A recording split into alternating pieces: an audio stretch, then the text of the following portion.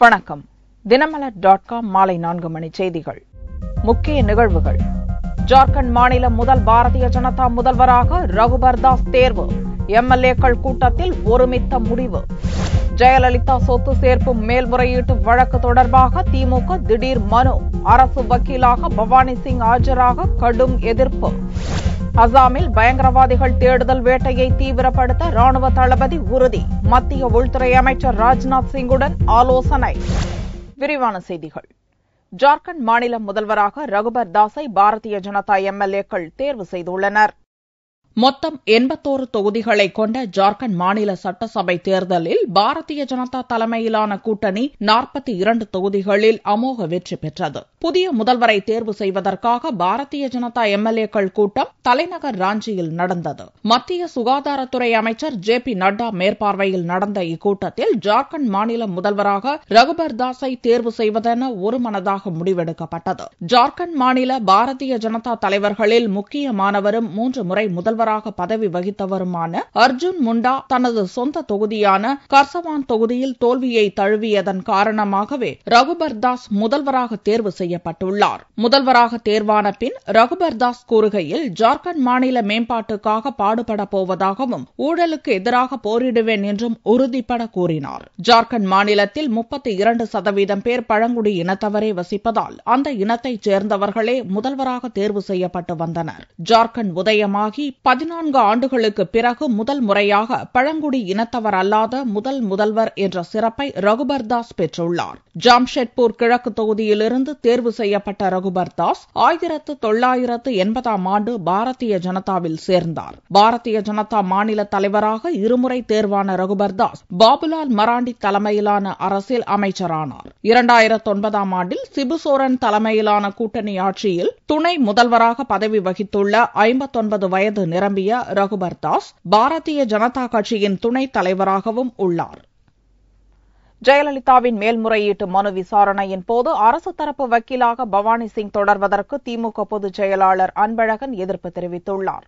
சொத்து குவிப்பு வழக்கில் 4 ஆண்டுகள் சிறை தண்டனை பெற்ற தமிழக முன்னாள் முதல்வர் ஜெயலலிதா, அவரது தோழி சசிகலா, முன்னாள் வளர்ப்பு மகன் வி.என். சுதாகரன், சசிகலாவின் அண்ணி இளவரசி ஆகியோர் கர்நாடக உயர்நீதிமன்றத்தில் மேல்முறையீடு செய்துள்ளனர். இவ்வழக்கை 3 மாதங்களில் விசாரித்து முடிக்க வேண்டும் என உச்சநீதிமன்றம் கடந்த 18ஆம் தேதி கர்நாடக உயர்நீதிமன்றத்துக்கு உத்தரவு பிறப்பித்திருந்தது. இந்நிலையில் கர்நாடக உயர்நீதிமன்றத்தின் தலைமை நீதிபதி மற்றும் கர்நாடக அரசிடம் மனு ஒன்றை திமுக பொதுச் செயலாளர் அன்பழகன் தாக்கல் செய்துள்ளார். ஜெயலலிதா மேல்முறையீட்டு மனு தொடர்பான விசாரணையின் போது அரசு தரப்பு வக்கீலாக பவானி சிங் தொடரக்கூடாது என்று அன்பழகன் வலியுறுத்தியுள்ளார். பெங்களூர் சிறப்பு நீதிமன்றத்தில் வழக்கு விசாரணை நடந்தபோது ஜெயலலிதாவுக்கு ஆதரவாக செயல்பட்டதற்காக கர்நாடக உயர்நீதிமன்றம் மற்றும் தனி நீதிமன்றத்தின் கண்டனத்துக்கு பவானி சிங் பலமுறை ஆளானதையும் தனி நீதிமன்றம் அவருக்கு 1 லட்சம் ரூபாய் அபராதம் விதித்ததையும் அன்பழகன் மனுவில் சுட்டிக்காட்டியுள்ளார். எனவே ஜெயலலிதாவின் மேல்முறையீட்டு விசாரணையின் போது பவானி சிங்கை மாற்றிவிட்டு புதிய நபரை அரசு வக்கீலாக நியமிக்க வேண்டும் என அன்பழகன் வலியுறுத்தியுள்ளார். இதே அன்பழகன் உச்சநீதிமன்றத்தில் தாக்கல் செய்த மனுவின் அடிப்படையில்தான் சொத்து குவிப்பு வழக்கு தமிழகத்திலிருந்து கர்நாடக மாநிலத்துக்கு மாற்றப்பட்டது. ஜெயலலிதா உள்ளிட்ட 4 அடுத்த ஆண்டு ஏப்ரல் 18ஆம் தேதி வரை உச்சநீதிமன்றம் ஜாமீன் வழங்கியுள்ளது. அசாமில் போடோ பயங்கரவாதிகளை ஒடுக்கும் பணிகளை தீவிரப்படுத்தியுள்ளதாக ராணுவ தளபதி சுஹாக் தெரிவித்துள்ளார்.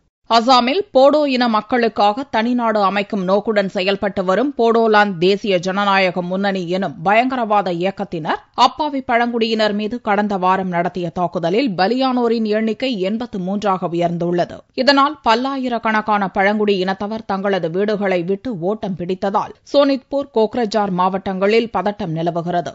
பயங்கரவாதிகளின் வெறியாட்டத்தை தொடர்ந்து பதற்றமான மாவட்டங்களில் ஏராளமான ராணுவத்தினர் ரோந்து பணியில் ஈடுபட்டுள்ளனர். இந்நிலையில் மத்திய உள்துறை அமைச்சர் ராஜ்நாத் சிங்கை டெல்லியில் வெள்ளியன்று ராணுவ தளபதி தல்பீர் சிங் சுஹாக் சந்தித்து பேசினார். அப்போது பதற்றமான மாவட்டங்களில் அமைதி திரும்புவதை உறுதி செய்யும்படி தளபதி சுஹாக்கிடம் ராஜ்நாத் சிங் கூறினார். சந்திப்புக்கு பிறகு தளபதி சுஹாக் கூறுகையில், அசாமில் போடோ பயங்கரவாதிகளை ஒடுக்கும் பணிகளை தீவிரப்படுத்தப் போவதாக தெரிவித்தார். It was to review the security situation in Assam. हमारी 66 कॉलम्स अभी वहां पर ऑपरेट कर रही हैं and we are definitely going to intensify the operations. Bodo பயங்கரவாதிகளின் ஆதிக்கம் காணப்படும் பூட்டான், மியான்மர் ஆகிய நாடுகளின் ராணுவத்தினருடன் இந்தியாவும் இணைந்து ஒருங்கிணைந்த தேடுதல் வேட்டையை நடத்துவது குறித்து இருவரும் ஆலோசித்தனர். போடோ பயங்கரவாதிகளின் ஆதிக்கம் அதிகமுள்ள அசாம், அருணாச்சல பிரதேசம், மேகாலயா மாநிலங்களில் கூடுதல் ராணுவத்தினரை பாதுகாப்பு பணியில் ஈடுபடுத்த வேண்டுமென தளபதி சுஹாக்கிடம் ராஜ்நாத் சிங் கேட்டுக் கொண்டுள்ளார். நடிகர் ரஜினியின் மனைவி லதா வாங்கிய கடனை திருப்பிச் செலுத்தாததால் அடமான சொத்தை கையகப்படுத்தியுள்ளதாக தனியார் வங்கி அறிவித்துள்ளது. சினிமா நடிகர் ரஜினியின் மனைவி லதா காஞ்சிபுரம் மாவட்டம் ஸ்ரீபெரும்புதூர் தாலுகா படப்பையை அடுத்துள்ள திருமுடிவாக்கம் என்ற கிராமத்தில் தனக்கு சொந்தமான பட்டா நிலத்தின் மீது 22,21,85,865 ரூபாய் 18 காசுகள் கடன் பெற்றிருந்தார். இக்கடன் தொகையை குறிப்பிட்ட தேதியான கடந்த ஜூலை 17ஆம் தேதி கட்ட தவறியதை தொடர்ந்து கடனை திருப்பித் தராத சட்டத்தின் மூலம் எக்ஸிம் எனப்படும் export and import bank of India எனும் வங்கி ஒரு அறிவிப்பை விடுத்துள்ளது.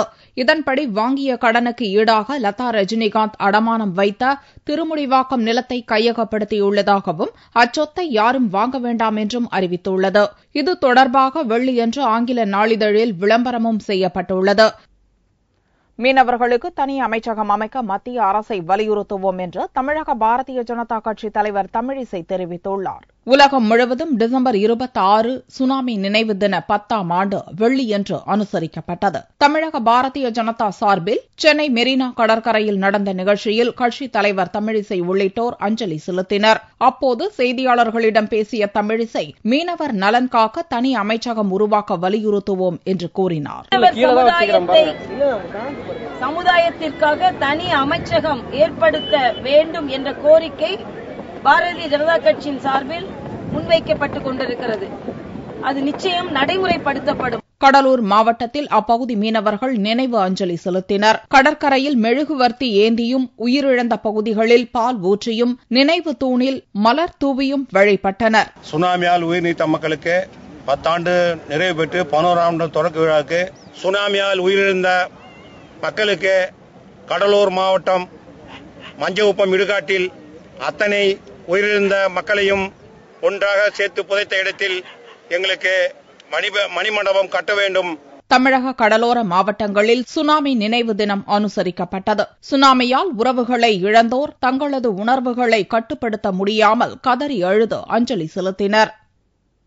வேலூரில் வங்கி ஊழியர்களை தாக்கி 29 லட்சம் ரூபாய் பணத்தை கொள்ளையடித்த 4 பேரை போலீசார் கைது செய்துள்ளனர். வேலூர் மாவட்டம் அரக்கோணம் அருகே கடந்த ஆகஸ்ட் மாதம் வங்கி ஊழியர்கள் 2 பேரை மர்ம நபர்கள் தாக்கி அவர்களிடமிருந்த வங்கிப் பணம் 29 லட்சம் ரூபாயை கொள்ளையடித்து தப்பினர். இச்சம்பவம் குறித்து அரக்கோணம் கிராமிய போலீசார் வழக்கு பதிவு செய்து கொள்ளையர்களை தீவிரமாக தேடினர். இந்நிலையில் அரக்கோணம் அருகே போலீசார் வாகன தணிக்கை நடத்திய போது சந்தேகப்படும்படியாக வந்த மின்னல் நரசிங்கபுரத்தைச் சேர்ந்த சீனிவாசன், அவரது சகோதரர் சரவணன் இருவரையும் பிடித்து விசாரணை நடத்தினர். விசாரணையில் இருவரும் சென்னையைச் சேர்ந்த விஜி, திருத்தணியைச் சேர்ந்த சரவணன் ஆகியோருடன் இணைந்து வங்கி ஊழியர்களை தாக்கி பணத்தை கொள்ளையடித்தது தெரியவந்தது. இதையடுத்து அவர்களிடமிருந்து 1,15,000 ரூபாயை பறிமுதல் செய்த போலீசார் கொள்ளையில் ஈடுபட்ட 4 பேரையும் கைது செய்து நீதிமன்றத்தில் ஆஜர்படுத்தி சிறையில் அடைத்தனர். இக்கொள்ளை சம்பவத்தின் மூளையாக செயல்பட்ட முக்கிய நபரை தீவிரமாக தேடி வருகின்றனர்.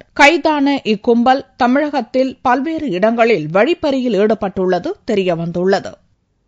விற்பனைக்கு கொண்டு செல்லும் பூக்களை போலீசார் இலவசமாக அள்ளிச் செல்வதை தடுக்க கோரி திருச்சி பூ சாகுபடி விவசாயிகள் குறைதீர் கூட்டத்தில் புகார் அளித்தனர்.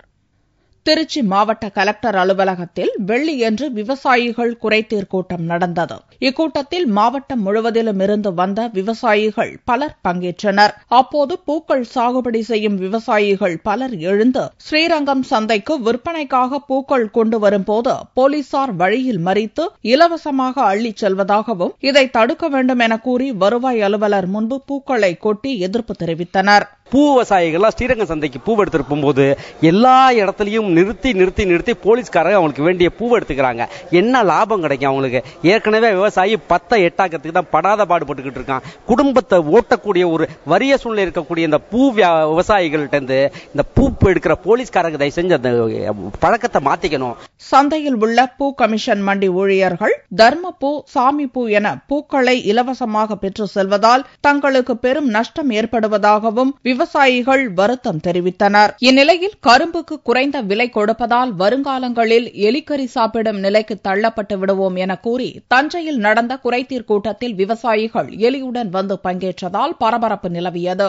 தமிழக அரசு எங்களுக்கு கரும்புக்கு டன்னுக்கு 400 ரூபாய் குறைச்சிருக்காங்க. 4 மாசம் ஆச்சு கரும்பு சக்கரால வெட்டிருக்கணும். கரும்பு இதுவரையிலும் சக்கரால மூடியே கிடக்கு. எங்களுக்கு பெரிய நஷ்டம் ஏற்பட்டு இருக்கு. அது மட்டும் இல்லாம குறைதீர்க்க நாள் கூட்டம் மாவட்ட ஆட்சித்தலைவர் நடத்துறது மாதிரி முதலமைச்சர் தலைமையில மாசம் 2 தடவை விவசாயிகள் குறைதீர்க்க நாட்கள் கூட்டம் நடக்கணும். அது நாங்க விவசாயிகள் கோரிக்கை இருக்கோம். அது மட்டும் இல்லாம விவசாயிகளுக்கு இந்த ஆண்டு பெரிய அளவு இழப்பு ஏற்பட்டிருக்கு. கரும்பு விவசாயிகளே மற்ற விவசாயிகளையும் தமிழக அரசு கண்டுகொள்ளுங்கிறது நாங்க பெரிய வருத்தத்தோட தெரிவிச்சுக்கிறோம். அது மட்டும் இல்ல, இன்னைக்கு எலி கொண்டாந்து இருக்கோம். ஏன்னா நாங்க கடைசி கட்டத்தில் நிக்கிறோம். இப்ப விவசாயிகள் இனிமே எலிக்கறி திங்கிறது தான் எங்களுக்கு நிலை அப்படிங்கறத மாவட்ட ஆட்சித்தலைவர் தெரிவிச்சிருக்கோம். முன்னதாக குறைதீர் கூட்டத்தை நடத்த விடாமல் விவசாயிகள் தர்ணாவில் ஈடுபட்டதால் 2 மணி நேர காலதாமதத்திற்கு பின்னரே கூட்டம் துவங்கியது. கோவை என்ஜினியர் இசக்கித்துறை எளிதாக தேதி, கிழமைகளை பார்க்க ஸ்மார்ட் காலண்டரை வடிவமைத்துள்ளார். புதுக்கோட்டை மாவட்டத்தைச் சேர்ந்த என்ஜினியர் இசக்கித்துறை கோவை அரசூரில் உள்ள தனியார் நிறுவனத்தில் பணியாற்றி வருகிறார். இன்றைய காலகட்டத்தில் தொழில்நுட்ப வளர்ச்சியால் அனைத்துமே ஸ்மார்ட் மயமாகிவிட்டது. இந்த தொழில்நுட்பத்தை பயன்படுத்தி ஒரே பக்கத்தில் ஓராண்டுக்கான கிழமை, தேதிகளை வடிவமைத்துள்ள இசக்கித்துறை 65 ஆண்டுகளுக்கு ஒருமுறை கிழமை, தேதி ஒரே மாதிரியாகத்தான் வரும் என்று தெரிவித்தார். இது ஒரே சிங்கிள் ஒரே சீட்ல ஈஸியா பாக்குற மாதிரி பண்ணிருக்கேன். இதுல ஒரு மேல மாதங்கள் கொடுத்திருப்பேன், சைடுல நாட்களை கொடுத்திருப்பேன். இந்த மாதங்களும் நாட்களும் எந்த இதுல கோயின்சைட் ஆகிறோ அந்த கிழமையை வச்சு கண்டுபிடிச்சுக்கலாம். உதாரணத்துக்கு அக்டோபர் 2, ஆகஸ்ட் 15 இந்த மாதிரி கவர்மெண்ட் ஹாலிடேஸ் இந்த மாதிரி வர்றது ஈஸியா பாக்குற மாதிரி பண்ணிருப்பேன். இதனால என்ன பயனும்னா மரங்கள் அழிவு கொஞ்சம் தடுக்கலாம். ஏன்னா பேப்பர் வேஸ்டேஜ் கம்மியாகும். ஏன்னா ஈஸியா பாக்குற மாதிரி. கடந்த 2005இல் ஆட்டோமொபைல் துறையில் டிப்ளமோ படித்துவிட்டு 2013இல் BE முடித்த இசக்கித்துறை தனது கண்டுபிடிப்பை ஆண்ட்ராய்டு மொபைலில் கொண்டுவர திட்டமிட்டுள்ளார். வைகுண்ட ஏகாதசி விழாவை முன்னிட்டு ஸ்ரீரங்கம் அரங்கநாதர் விமான பதக்க திருவாபரணம் அணிந்து பக்தர்களுக்கு காட்சியளித்தார். திருச்சி ஸ்ரீரங்கத்தில் ஏகாதசி திருவிழாவை முன்னிட்டு நம்பெருமாள் தினமும் வெவ்வேறு விதமான ஆபரணங்கள் அணிந்து சிறப்பு அலங்காரத்தில் எழுந்தருளி பக்தர்களுக்கு காட்சியளிக்கிறார். தற்போது பகல் 10 வைபவம் நடந்து வரும் நிலையில் 5ஆம் நாளான வெள்ளிக்கிழமை அன்று நம்பெருமாள் ரத்தின பாண்டியன் கொண்டை அணிந்து மார்பில் விமான பதக்கம் மற்றும் இரட்டை முத்து ஆரம் சூடி எழுந்தருளினார். கோவிலிலிருந்து அர்ஜுன மண்டபம் வந்த நம்பெருமாள் அங்கு திரண்டிருந்த பக்தர்களுக்கு சேவை சாதித்தார். வைகுண்ட ஏகாதசி திருநாள்ல பகல் 10ல் 5ஆம் திருநாள். மொத்தம் இந்த திருநாள் 20 நாள். 10 நாள் பகல் 10, 10 நாள் ராப்பத்து உற்சவம் நடக்கும். பகல் 10ல் இன்று 5ஆம் திருநாள். நம்பெருமாள் விமான பதக்கம் சாத்திண்டு, கல்லாலேயே அலங்காரம் பண்ணிண்டு, ரத்ன கிரீடம் சாத்திண்டு சேவை சாதிக்கிறார். இன்னைக்கு நேரில் சேவிக்க முடியாதவாள்லாம் டிவியில சேவிச்சு பெருமாளுடைய அனுகிரகத்தை பெறணும்னு தெரிவிச்சுக்கிறோம். நீண்ட வரிசையில் காத்திருந்து நம்பெருமாளை பக்தர்கள் தரிசித்தனர். பக்தர்களின் பாதுகாப்பை கருதி போலீசார் கண்காணிப்பை தீவிரப்படுத்தியுள்ளனர். தங்கத்தின் விலையில் வெள்ளிக்கிழமை அன்று ஒரு சவரனுக்கு 168 ரூபாய் அதிகரித்திருந்தது. ஒரு சவரன் தங்கம் 20,280 ரூபாய்க்கு விற்பனையானது. 1 கிராம் ஆபரண தங்கம் 2,535 ரூபாயாக இருந்தது. வெள்ளி 1 கிராமுக்கு 70 காசுகள் உயர்ந்து 39 ரூபாய் 20 காசுகளுக்கு விற்பனையானது. பார்வெளியின் விலை 36,630 ரூபாயாக இருந்தது.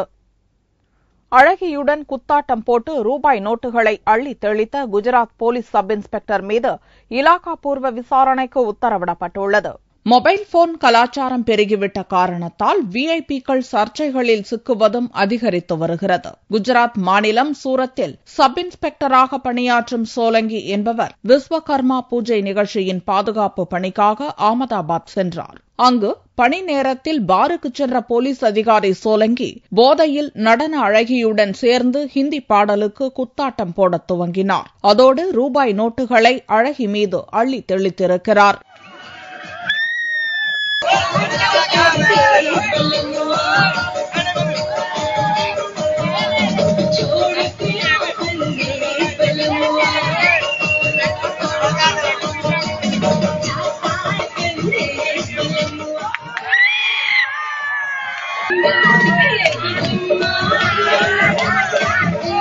ஸ்டெப் போட்டு சோலங்கி நடனமாடிய விதம் பாருக்கு வந்திருந்தவர்கள் மத்தியில் பலத்த கைத்தட்டலை பெற்றது. வாட்ஸ்அப் மூலம் வேகமாக பரவிய போலீஸ் அதிகாரியின் டான்ஸ் வீடியோவால் அதிர்ந்து போன குஜராத் காவல்துறை சோலங்கியை சஸ்பெண்ட் செய்திருக்கிறது. இந்த சம்பவம் குறித்து இலாகா பூர்வ விசாரணைக்கும் உத்தரவிடப்பட்டுள்ளது.